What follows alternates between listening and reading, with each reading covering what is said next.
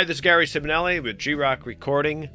In this video, I like to explain how I set up my new audio interfaces and replaced my Behringer X32 that I was currently using.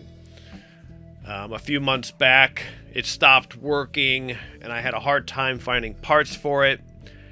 And when I finally did get the parts for it, I decided that it's probably best to unload it and get something different, and that's what this video is about. I want to show you what I did.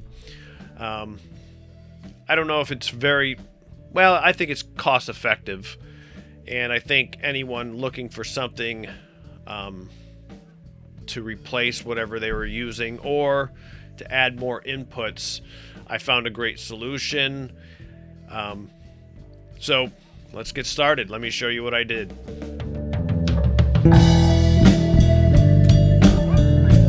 So this was my workflow. I had the X32 connected to my computer via Dante, which I bought the Dante expansion card for the X32, and that gave me all my audio tracks up to 32 channels. Then I also got the P16 system, which used their Ultranet system, which I thought was just freaking brilliant because it was affordable at the time, and I used that, and it was what a great solution for giving the players, the musicians, ability to dial in their own mix. 16 channels of whatever they needed to hear. So, that being said, this is what I switched to. Okay, first up is the Motu 8 Pre, which can be used as a standalone USB interface, or you can use it as additional inputs to an existing system. You can connect it using ADAT. The biggest limitation that I encountered was if you use it as a USB interface, you can't use the ADAT with all 8 outputs and inputs.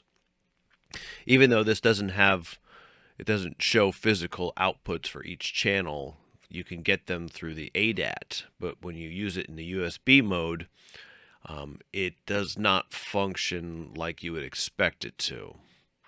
And that's what I was going to talk about next, is the Behringer ADA 8200, because that one doesn't work as a USB interface. It's just strictly preamps and converters, and again, that connects using ADAT as well.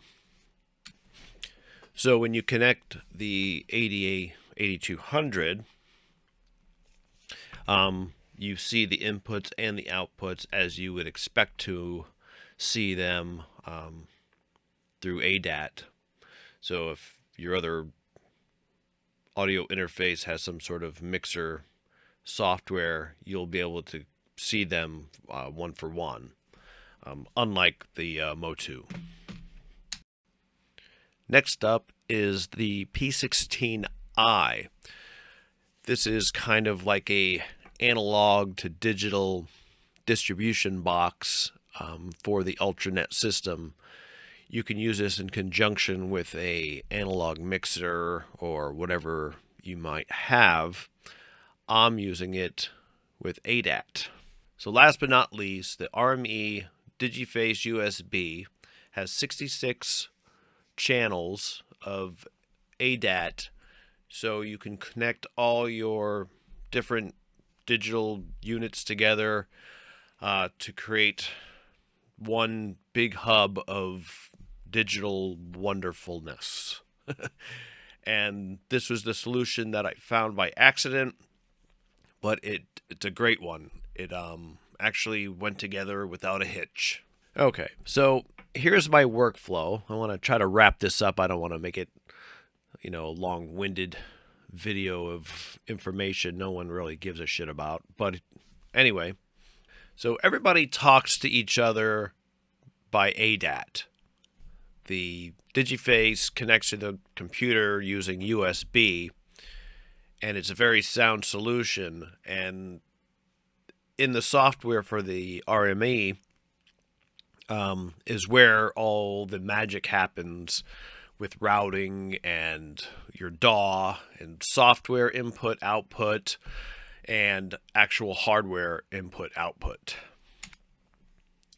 So here is the Digiface software mixer, and this is where all the fun stuff happens, because you have at the top, you have your physical inputs. So all the hardware inputs you have is labeled right underneath it. So I have the two interfaces connected using ADAT. So it's 1 through 8 from the Motu, and 9 through 16 is the Behringer. Now you see in the center are the software outputs.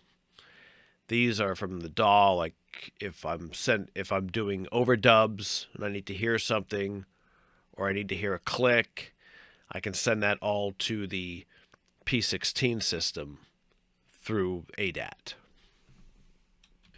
So this took me a little while to wrap my head around this, but the bottom section for the hardware outputs, you can see I have labeled Motu 1 through blah blah blah each channel, the Behringer 1 2 3 all blah blah blah each channel, and then you can see near the end I have it set up for the P16. Now these are the actual outputs from everything going to the P16, so you can route individual channels, subgroups, whatnot, and so you can hear whatever you need to in the in-ears or the headphone amps. I have it set up for the drums. I have on one channel the kick, I have one channel for the snare, then I grouped toms and overheads into a stereo pair to just free up channels on the P16, because once you start doing that, then you really start running out of resources fast, especially if you have if you do any kind of rehearsals and everybody wants to wear headphones and hear themselves. So you have vocal mics, you have guitars, you have bass, then all the drums, and then you need to send effects, vocal effects if you want to, the vocalist wants to hear effects in their head, and just like we would do if we were playing live, that's how you would route it with that bottom section. So here's the physical rack. I have the Behringer stuff at the top there, right underneath the Roland. The P16, then under that the 8200, then just below that obviously is the Motu. And it's all wired in, and I will show you how I have that set up. So here's the Digiface. I have it sitting on top of the rack. This is where all the ADAT connections attach in the back. See, and I still have more room for more. Here's the additional Cat 6 cable that I have to run through my conduit into the live room. I have 2 more that I have to make, and then I connect them to the distribution box that I attach to my rack. So here are the, I guess you would call them like a snake, but I call them distribution. The Cat 5 cables connect into that, giving me on each side, 4 channels, giving me 8 per rack space. So I got 16 channels I can deal with right now. Then everything comes into the patch bay. So now I can insert any one of my additional preamps, compressors, or whatnot onto any one of my channels on both interfaces, Motu or Behringer. Now, out in the live room, this is where the other part of the Cat 5 distribution boxes come in. So here it is in a rack. So right there. So if you can see the two larger Cat 6 cables coming in, the green ones. I have two more for the other side, that'll give me additional 8. So I'll have 16 out here in the live room that I'll be able to do whatever I need to. And these are all connected to the drums right over here. I have a few of these breakout boxes where I can just connect them to mixers and then just swap